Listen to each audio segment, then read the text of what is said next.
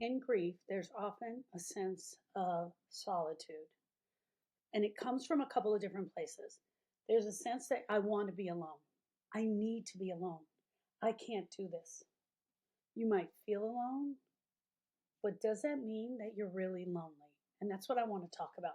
The difference between being alone and the difference between needing to be alone and the feeling of being all alone. All three of those come up for us in grief. It is not uncommon for a griever to tell me that they are so lonely. I'm so lonely. No one's showing up for me. No one is here for me. A lot of times, what grievers are telling me, there is a distinct difference, and it's important that we guide you and help you navigate on your journey. What is the difference? For me, most times I feel that someone that is saying that they're alone means that mostly everybody they know important to them has died. Or they only had that one person that they were leaning into for everything, and that's the person that they have lost.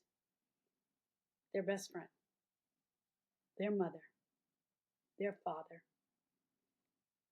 their sister, and it was only the two of them still alive. When we lose someone really, really important to us, that's really close to us, that was our everything, it can feel really alone. It can feel really alone when we've lost that person and there's still other people in our lives that are still important, but they're not showing up for us. It can make us feel very lonely and isolated. Being alone means you are physically alone. So when you tell someone, I am so alone in my grief, it means the person next to you who was the most important person has died or has left, or you've gotten a divorce or a breakup. Doesn't mean they died. It could mean any of those. The other is loneliness. Loneliness is an emotional experience of feeling disconnected, even in a crowd of 200 people. I could be at a wedding reception. There can be 200 most amazing people in the room, and I can be the loneliest person in the room. So let me go over that again. Being alone means you're physically alone and by yourself. Loneliness is being in a crowd, being with people, having important people still in your family, important friends still around you, but you're feeling very lonely. When we're grieving, many people retreat to solitude, and they do that by personal choice. By personal choice, they decide to isolate. They isolate from friends. They isolate from family. They isolate from coworkers. A lot of times that happens because we feel that that's the only thing we can do. Number one, I just need to be alone and kind of think this out. I got to really grasp what has happened to me, so I have to be alone. The second thing that happens with the pulling back and becoming alone is because everywhere we go, we're getting the worst advice possible. People are talking to me and they're giving me the worst advice. Aren't you over this already? Don't you think it's time for you to move on? Shouldn't you be over this already? Why are you still grieving? She wouldn't want you to feel this way. And when we're constantly hitting that comment over and over again, it makes us want to pull back. One of the things that happens quite often is grievers will tell me they feel lonely. There's no one around. There's no one to help me. And I ask them, is it that you are feeling lonely? Are you pulling back from people, from your support? Or are they pulling back from you? And quite often the answer is both. And so quite often the answer is both things are happening to me, which can make grief feel really isolating. But when solitude turns to isolation, I'm sorry. Let me fix that. When we decide to go into solitude and then that turns into isolation, it can lead to loneliness, a painful disconnection from the support of the people you love and the person that you're missing and the person that you need. Loneliness and grief often arises because others don't understand or acknowledge our grief. So we pull back to get some solitude, and then that turns into loneliness. It starts to make the grief a lot worse because now I'm on an island of one trying to figure this out. There's nobody really here helping me, nobody really for me to discuss it with, and I'm really feeling alone. And here's the truth, friend. A lot of well-meaning people, friends, work colleagues will try to comfort you, but in their trying to comfort you, it almost becomes torture. It starts to become torture. Like, what are you saying? I didn't need to hear that. Why is that? Because grievers want to talk. They want to talk about what has happened to them. They're wanting to share. One of the reasons they're wanting to share is they can't believe that this just happened to them. And by saying the thing out loud, the brain and the heart start to line up on the same page. And when they are saying the thing out loud and they're getting rejection, pull back. I'm not going to talk about it. Well-meaning friends try to comfort you, but they miss the mark. A lot of them have never even had a grieving experience. A lot of them don't understand this grief. And a lot of them think you should be over this already, and that the fact that we're even talking about this is just, all right, if that's what you need, I'll give it to you, but it's time for you to move on. Understand the difference between being alone and being lonely can empower you to take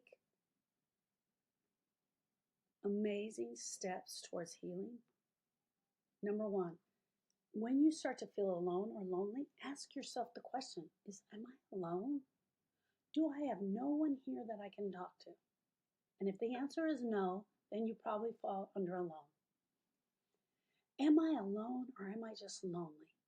Is there no one here I can talk to? Well, yeah, I can talk to my neighbor. I can talk to Susie. I can talk to so-and-so. And if the answer is yes, and you know you have someone you can at least go and talk to, then you're probably feeling alone. Hear me out. I want to say this also. You can have 10 people to talk to, and they're all great. And all of them have grief experiences. And they're great at listening to your story. And you're able to share about your best friend Sharon who has died. And you can still feel lonely. You can be in grief support and still feel lonely. You can be talking about the grief and still feel lonely. I have no idea what it feels like to lose your husband and your partner and a man that you sleep with every night for 40 years. I have no idea about that. But I know what it's like to lose a best friend that you talk to on the phone every day. Every single day you and her talked on the phone. And you spent 3 hours trying to decide what color orange to get the drapes that are hanging in your living room. I know what that feels like. And even though I did my grief work, and even though I had people to talk to, I still missed her and I felt lonely. So lonely is a part of grief. It is completely different from alone. Alone time can be a choice. You can have a choice as a griever. Grievers have choices. You can take a choice to have alone time. While feeling lonely sometimes feels impossible. It feels like you have nowhere to fill that space. No one to fill the space with. Being alone sometimes and pulling back and taking the solitude can give you a chance for introspection on your grief, creativity, clarity. It can give you huge clarity. It can give you space to grieve. Sometimes we need to take the alone time because we don't have the space to grieve. If things are happening so fast and we don't have the time to get into those things, we may need the space to grieve. Being alone and pulling back and going into the solitude might be the answer for that. Loneliness can lead to feelings of worthlessness and feeling of being forgotten. They don't ask me anymore. They don't talk to me anymore about my person. When I see them, they don't ask me how my grief is doing.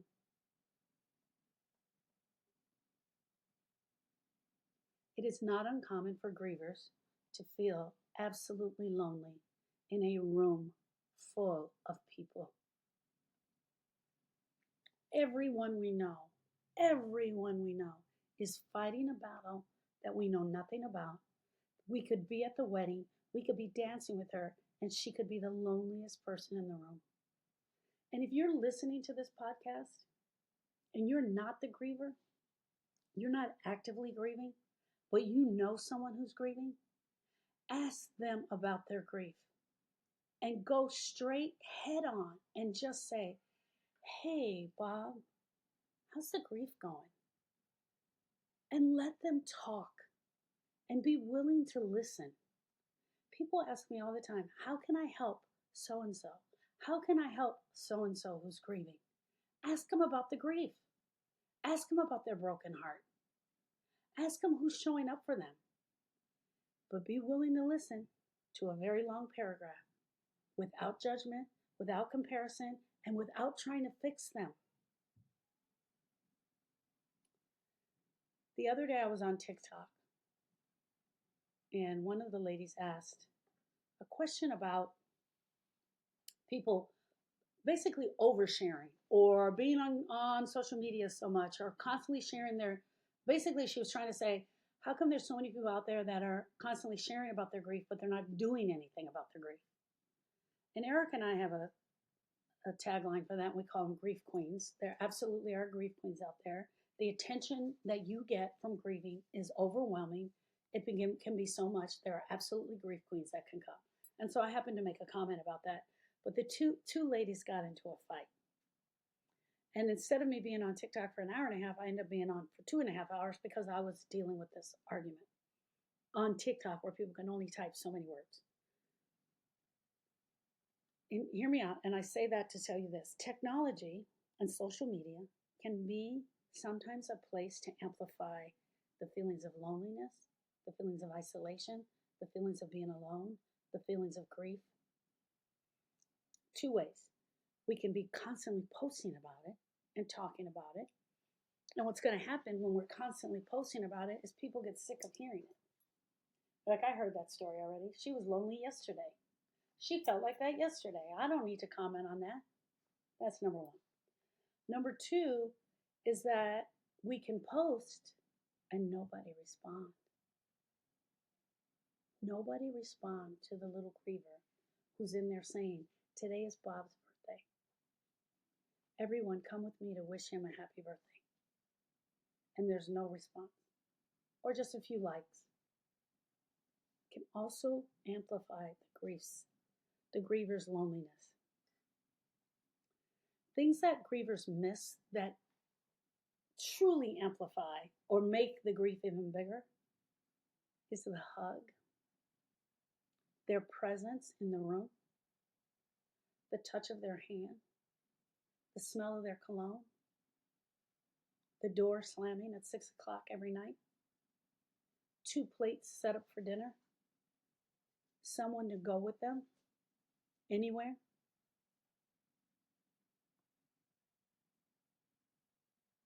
When you're alone, you really start thinking about all the things you're missing. Don't be afraid if you're a griever to ask for a hug. Don't be afraid to ask for a hug. Don't be afraid to ask someone to go somewhere with you. Don't feel bad about inviting someone over dinner so you can set 2 plates at the table this time. One of the things that I absolutely know is that I was grieving with a gentleman who was much older and his wife had died and they were empty nesters and his children wanted to buy him a dog. It happens all the time. Our children want to buy us dogs. I don't have any opinion on it. You're the griever. You get to decide whether you want a dog or not. You want to pick up poop instead of grieving for your wife. It's your decision. I don't have a comment on it. But here's the deal.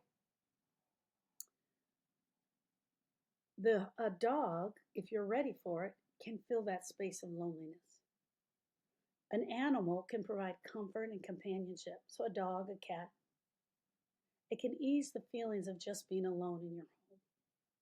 I know a lot of people that have gotten dogs after their loss. I know a lot of people who have leaned into their dogs because of their loss. So don't be afraid to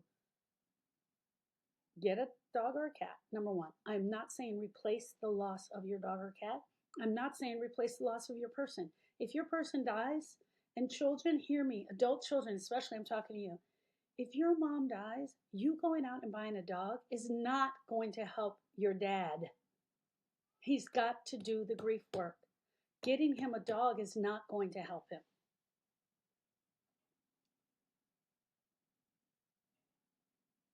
A lot of times in our culture, it's okay for you to isolate for a little bit. 2 or 3 days.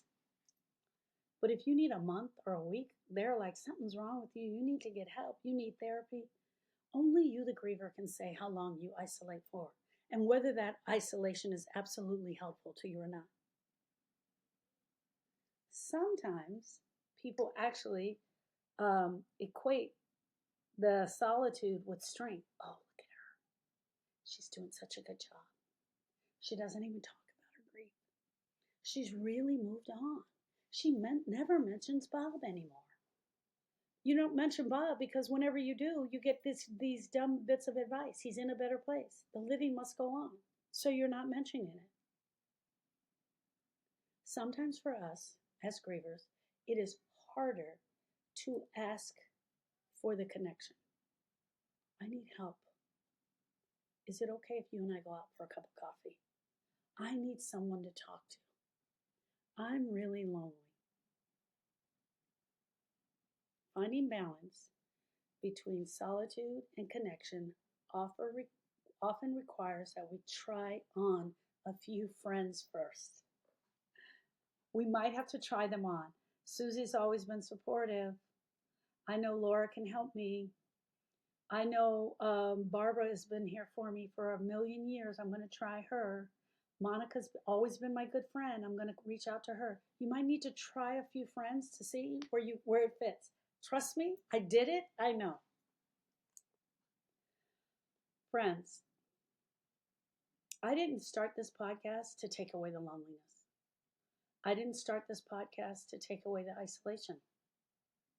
I started this podcast because I want you to know that feeling alone, feeling isolated, and feeling lonely are a part of grief. They're a huge part of our grieving experience. Here's the deal though. They can become the problem in the grief.